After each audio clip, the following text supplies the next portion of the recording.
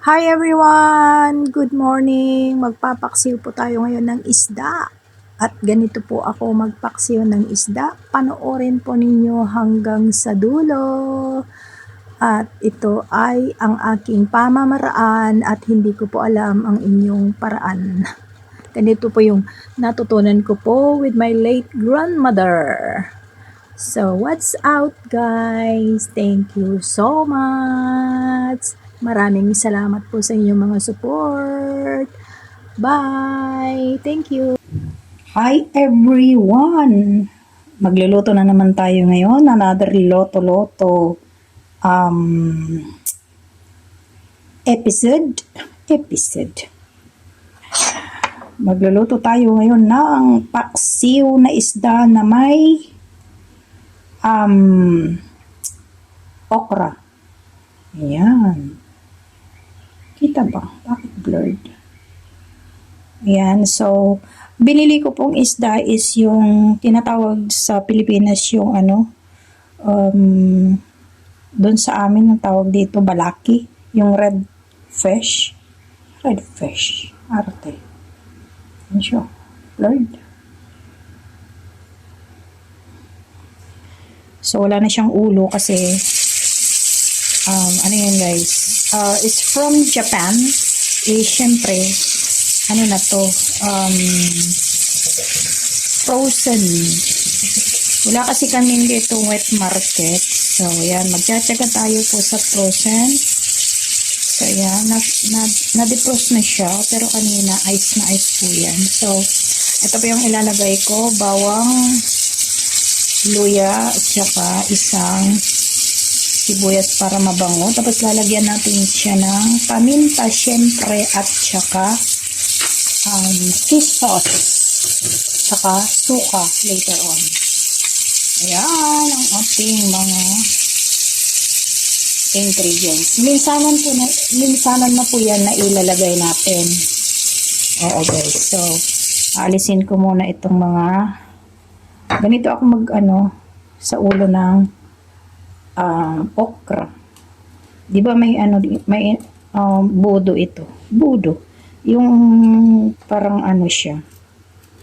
Yung makate. Ganyan po yung ginagawa ko sa okra kahit sa pagluluto. Yung iba naman, inaalis talaga yan. Kasi pag ganito, hindi gaanong lalabas yung madulas na something. Alam niyo guys, yung madulas na part. Madulas na part. So, yan guys. So, blurry. So, continue na lang natin. Papakita ko na lang sa inyo if I prefer all. Pag natapos ko nang ma-prepare lahat po. Maraming salamat. Continue watching till the end guys.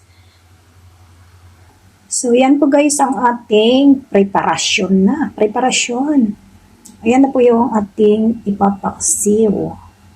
At ito na yung isda. Hugas na po lahat. Prepared na rin yung mga lalagay nating ingredients. O bakit ganun?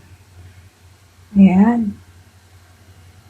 So, ang gagawin natin is ilalagay na natin siya sa ating mahiwagang lutuan.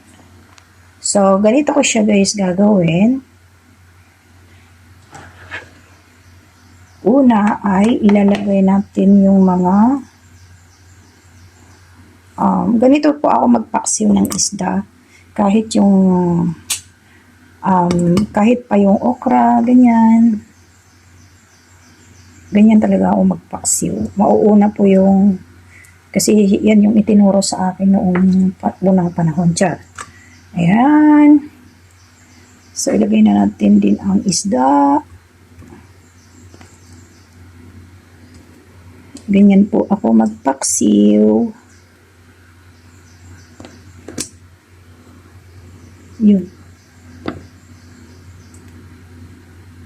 Tapos, lagyan natin ng okra. Ganon.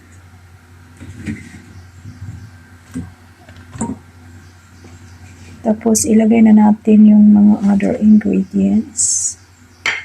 Ganyan guys. para mabango. O, di ba? So, ilagyan na natin ng fish sauce para may lasa.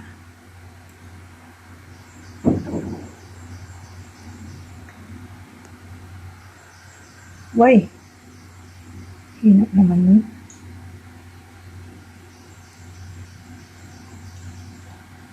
Nagulat ako dun ah. Ang liit naman kasi ng butas. Berhen na berhen. So, ayan na guys. Prepared na siya sa ating sa pagluluto. At yan na po. Nalagyan na natin siya ng paminta. At saka yung konting-konti. Lagyan tayo ng konting-konti na chicken powder. So, watch nyo lang po till the end. At ito ay nasindihan na natin ng ating kalan. So, ayun guys, wait natin till maluto o hanggang sa kumulo. At maraming salamat po sa inyong lahat dyan. Ganyan lang po ako luto po ng paksiw in my way. Yan, kanya-kanya tayong way. Yung suka po, yung vinegar, I will put it later pag kumulo na siya. Pag luto-luto ng konti yung okra, saka tayo maglalagay ng vinegar or suka. Thank you so much for watching. Maraming salamat. Paki-watch na lang po hanggang sa dulo. Thank you so much. So, ayan na siya guys. Malapit na siyang maluto. So, lalagyan na yan ng datu puti para matawag siyang paksiw, di ba? So, lagyan na lang natin siya ng vinegar. So, mamaya yan, magiging brown na po yung kulay ng ating isda. Ayan, kumukulog na. At maulan na naman ngayong araw. Patalastas lang yun. So, yan guys, ang ating paksiw. So, yan. Watch nyo pa rin hanggang sa siya ay maluto. Hanggang siya ay kakainin na. Char. Hindi na siguro. So, yan guys. So, nalagyan na natin siya ng suka. So, yung mamaya yung ating okra ay mag-iiba na yan ng kulay kasi may asim na siya. Katulad ko, may asim pa rin ako, oy. Ay, bawal tumawa ako, may asim pa talaga ako. Sinasabi ko sa inyo. Yan, kulong-kulo na siya. O, di ba? May asim na yan. Hi guys, yan, luto na po ang ating paksiw na okra. Yan. Ayan siya, lutong-luto na. Naging kulay brown na po yung ating okra guys. So, yan po yung nagluto. Karte.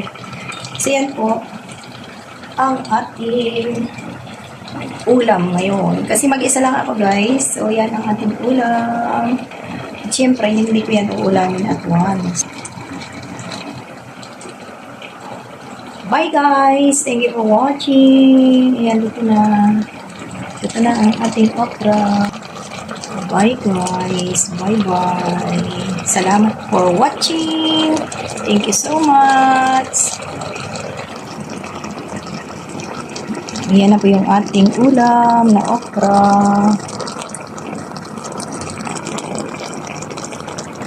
With the fish. Nag-love shout out all. Yun. Let's eat. Kain na po. Yummers ang ating ulam. Ulamin ko yan hanggang sa maubos. Siyempre, ubos na nga eh. Di wala na, di ba? So, ulamin natin yan hanggang sa maubos. Oy. Thank you so much everyone. Another Luto Edition. Maraming salamat po. Magkakaiba po tayo yung way ng pagpaksiw. So, ito po yung aking way. Yung sinasabi nilang tamad-tamad style ng pagluluto. Thank you so much everyone. Mega love shout out and thank you to all. Bye. Have a good day. God bless.